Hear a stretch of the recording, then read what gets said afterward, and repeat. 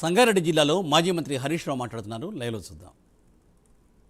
ఇంత మంచి పంట వండే గీ డప్పుల మీదగా పిచ్చోని చేతిలో రాయి పడ్డట్టు మన మీద ఒకటి ఎత్తేసిండు. ఈయనకు మనం బుద్ధి చెప్పాలి.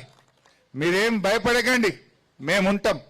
ఎందుకంటే ఈరోజు అడుగుతున్న రేవంత్ రెడ్డి గారు, ఆడ 15,000 ఎకరాలు ఉన్నది కదా, నువ్వు మొన్న హైకోర్టుకు చెప్పినావు కదా, ఈయన్నే పెడతా ఫార్మాసిటీ అని చెప్పినావు కదా, మరి ఆడబెట్టినాక మళ్ళీ మా డప్పూరు భూములు నీకు ఎందుకు అని నేను అడుగుతా ఉన్నా.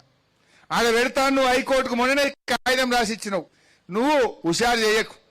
ఆడ 15,000 5,000 ఫార్మాసిటీ పెడతా, 10,000 బ్రోకర్ పని చేస్తా, రియల్ ఎస్టేట్ వ్యాపారం చేస్తా, భూములు అమ్ముకొని సంపాదిస్తా అనే పని చేస్తే మేము ఊకోం. ఎట్టి పరిస్థితుల్లో ఫార్మాసిటీలో ఫార్మాసిటీయే పెట్టాలి, లేకపోతే ఆడ కూడా రైతులకు భూములు వాపసి, ఇక్కడ కూడా రైతుల తెరువు రాకు, మా రైతుల భూములు రైతులకే ఉండాలి. ఈ బంగారముల పంట వండే భూములు కొన్ని జాగాలు ఉన్నాయి, రాళ్ళు రప్పలు పంటలు వండని భూములు ఉంటాయి, గుట్టలు ఉంటాయి. గటమోగానే పోయి పెట్టు. గీడేం పెట్టాలి? ఈడేం తప్పు చేసిండ్రు? ఇందిరమ్మ రాజ్యం అంటే భూములు గుంజుకోవడమా? ఈడేదో గరీబోళ్ళ భూములున్నాయి, పేదోళ్ళ భూములున్నాయి, అసైన్డ్ భూములు ఉన్నాయని ఇటు మోకాన మోపోయినావు. అయినా ఇంకోటంట, మూసీని శుద్ధి చేస్తా, మూసీని శుద్ధి చేస్తా, మూసీని మంచిగా చేస్తా అంటావు. మరి మా మంజీరాన్ని ఖరాబ్ చేస్తావా? ఏమైతుంది? నువ్వు మూసీని మంచిగా చేస్తా, గోదావరి నీళ్ళు తెస్తా, నువ్వు తే మంచిదే వద్దంటున్నామా మేము?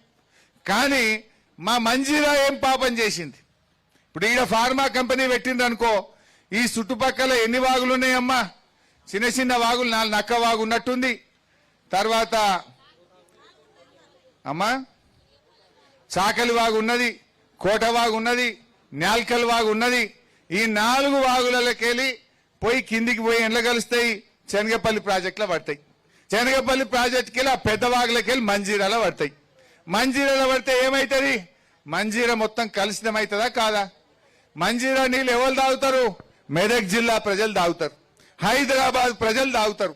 అంటే హైదరాబాద్ ప్రజలకు విషయం తాగిపిస్తావా? హైదరాబాద్ ప్రజలకు కాలుష్యం ఇస్తావా? మెదక్